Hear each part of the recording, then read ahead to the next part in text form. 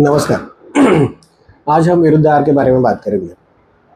Practice की शुरुआती दिनों में यानी 2015 में मेरे पास एक इंटरेस्टिंग केस आई थी। अभी भी मुझे डेट याद है, 11 अगस्त 2015 को वो केस आई थी। उसका पति उसको लेके आया था क्योंकि उससे चलना नहीं हो रहा था। उसको सीवियर वीकनेस था और उसका वीकनेस बढ़ते जा रहा था। बॉडी पेन था, टिंगलिंग सेंसेशन था, मसल वीकनेस था। ये सब सिम्टम्स उसके थे। उसके पति ने बताया कि उसकी जो फाइन मोमेंट्स है यानी पेन पकड़ना, चम्मच पकड़ना, वो भी उससे हो नहीं रहे थे। ठीक है। उसे जब मैंने उसकी हिस्ट्री ली तो उसने बताया कि वो फिल्म इंडस्ट्री में काम करती है। पिछले 2 महीने से वो आउटडोर शूट पे थी और वहाँ जो केटरिंग वाला था वो अच्छा नहीं था, इसलिए वो फ्रूट सलाद 2 महीने से सेवन कर रही थी। उसने सब्जी, रोटी, दाल, चावल खाया ही नहीं था। उसने सिर्फ फ्रूट सलाद दिन में 2 बार खाया था। तो मैंने वो पूछ के कंफर्म किया कि फ्रूट सलाद में दूध रहता था क्या, तो वो हाँ बोली। यानी इसका मतलब फ्रूट सलाद यानी दूध और फ्रूट का कॉम्बिनेशन उसने 2 महीने सेवन किया था कंटिन्यूसली। 28 जुलाई को उसको डायरिया हुआ और लूज मोशन के 4 दिन के बाद उसको ये सब सिम्टम्स स्टार्ट हुए।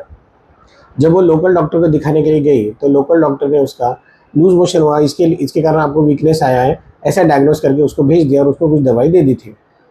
लेकिन वो बोली कि सर अभी जो वीकनेस लग रहा है वो थोड़ा अलग लग रहा है, इसलिए मैं आपका ओपिनियन लेने के लिए आई हूँ, ऐसा बोली। विरुद्ध आहार का उसने 2 महीने सेवन किया था और उसके जो सिम्टम्स उसने बताया था उससे मेरा डायग्नोसिस फिक्स हो गया था, जिसको गुलेन-बारे सिंड्रोम नहीं तो जीबी सिंड्रोम बोला जाता है। उसकी केसेस मैंने सिर्फ 2 देखी थी 2015 के पहले, जिसमें प्रोग्रेसिव वीकनेस स्टार्ट होता है, पैर से स्टार्ट हो जाता है, मसल वीकनेस रहता है, मसल पेन रहता है, कभी कभी रेस्पिरेटरी मसल भी इन्वॉल्व हो सकते हैं और ब्रीदिंग करना भी डिफिकल्ट हो सकता है, पैरालिसिस जैसे सिम्टम्स भी आते हैं। तब मैंने जब मेरा डायग्नोसिस कंफर्म था लेकिन प्रैक्टिस की शुरुआत थी, इसलिए डायग्नोसिस पेशेंट को बताना या उसके ऊपर कॉन्फिडेंस रहना थोड़ा कम था। तो उसमें मैंने क्या बोला कि एक काम करते हैं, मैं आपको एक 5-6 दिन की दवाई देता हूँ, वो आप 5-6 दिन की दवाई ले लें, लेकिन आपको डेली मेरे को फ़ोन करना है। और आज आप मेरी तो दवाई लेके, लेकिन आप जो न्यूरोलॉजी में जो काम करते हैं डॉक्टर, उनसे एक बार बात करके आना है या उनसे एक बार ओपिनियन लेके आना है, उनको दिखा के आना है। तो उसने दवाइयाँ स्टार्ट कर दी, लेकिन 3 दिन तक उसने मेरे को फ़ोन नहीं किया। तो मुझे थोड़ा चिंता होने लगी, तो इसलिए मैंने खुद होके 3 दिन के बाद मैंने पेशेंट को फ़ोन लगाया। तो पेशेंट ने बताया सर मेरा वीकनेस में 20-30% आराम पड़ा है, अभी वीकनेस बढ़ा हुआ है ऐसा लग नहीं रहा है।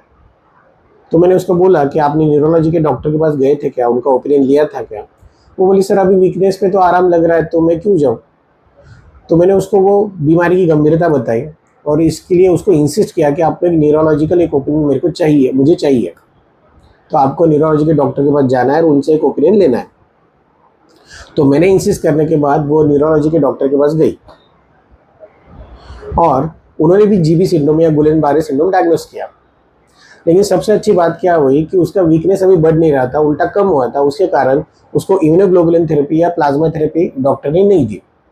जनरली गुलेन-बारे सिंड्रोम में जब भी सिम्टम्स बढ़ते जाते हैं तब इम्यूनोग्लोबुलिन थेरेपी या प्लाज्मा थेरेपी दी जाती है। इम्यूनोग्लोबुलिन थेरेपी काफ़ी कॉस्टली रहती है, लेकिन आयुर्वेद की दवाई के कारण 4-5 दिन में इतना फ़र्क पड़ गया कि डॉक्टर ने बोला कि अभी आपको इम्यूनोग्लोबुलिन थेरेपी की ज़रूरत नहीं लग रही है। अगर आपके सिम्टम्स बढ़ गए तो हम आपको इम्यूनोग्लोबुलिन थेरेपी स्टार्ट करेंगे, अदरवाइज़ नहीं करेंगे। तो मेरे पास फिर से पेशेंट मेरे पास फिर से आ गए। तो मैंने अपना बॉडी मसाज, स्टीम और बस्ती, अपनी जो नॉर्मल ट्रीटमेंट है वो भी स्टार्ट करी और अपनी नॉर्मल जो दवाई है, जो आयुर्वेदिक डायग्नोस करके जो मैंने दवाई बनाई थी, वो दवाई उसको दे दी। 1-2 महीने में पेशेंट काफ़ी ऑलमोस्ट 70-80% रिलीव हो गई थी।